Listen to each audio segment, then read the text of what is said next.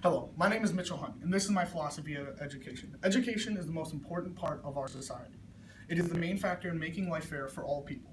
This is why teaching children about social problems and our society should be the focus of education.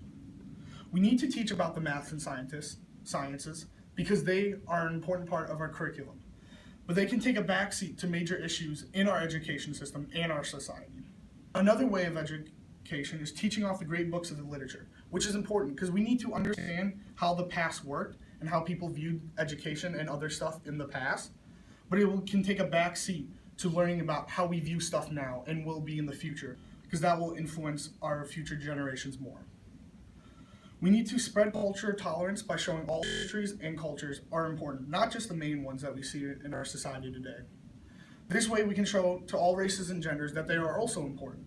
James Banks uses the multicultural curriculum to reach out to his students. He uses steps so by the end of the program, children can understand how to challenge these social problems because he has taught them enough about their culture. I will push for more unique cultures to my students so they can have some experience with all of them. So they're never in a situation where they cannot interact with another culture because they do not understand the customs.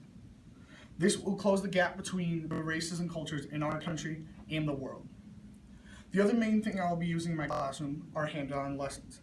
This way kids get physical experience in what we're teaching and they can use it in real-world situations. Howard Gardner shows us that all children learn differently with his 8 multiple intelligences. This way I will be hitting one of the sections and including more in my lessons so all students can understand. If we engage the brains of all students, they are more likely to remember our lesson and understand it and use it in the world. And we need to put real life experience into our lessons so children can understand and value school more and the skills school provides. But we should be careful of that. If we give children too much freedom, it could be a problem because they may change what the standard classroom needs to be for learning and not care about the subject, but care about little stuff that is not important.